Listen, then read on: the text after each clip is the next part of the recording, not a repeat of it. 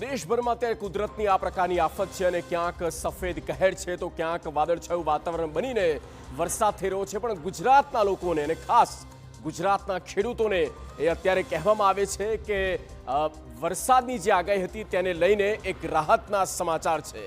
વરસાદની શક્યતાઓ લગભગ ટળી ચૂકી છે। આ એક મોટા સમાચાર ગુજરાતના ખેડૂતોના હિતમાં કહીએ તો આ એક રાહતના સમાચાર અત્યારે હાલમાં મળી રહ્યા છે અને તે પ્રકારે કહીએ તો ગુજરાતમાં કમોસમી વરસાદની શક્યતા હવે નહિવત બરાબર છે।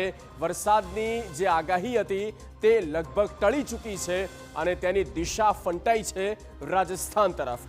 માવઠાના સંકટથી આ એક મોટી રાહત મળી શકે છે। આ પ્રકારની વધુ એક અત્યારનું ફોરકાસ્ટ કહે છે અને એ જ ઇમેજ પણ બતાવે છે સેટેલાઇટની।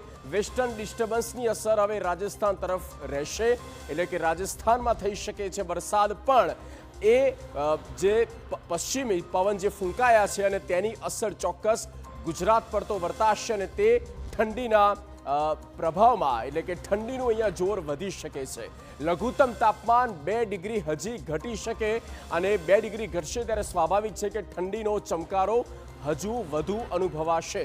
કડકડતી ઠંડી ગુજરાતમાં આવનારા સમયમાં જોવા મળે તો નવાઈ ન પામતા હજુ પણ આ વરસાદની શક્યતા ઓછી થઈ છે, પણ ઠંડીનો જોર આપણા ગુજરાતમાં રહેવાનું છે।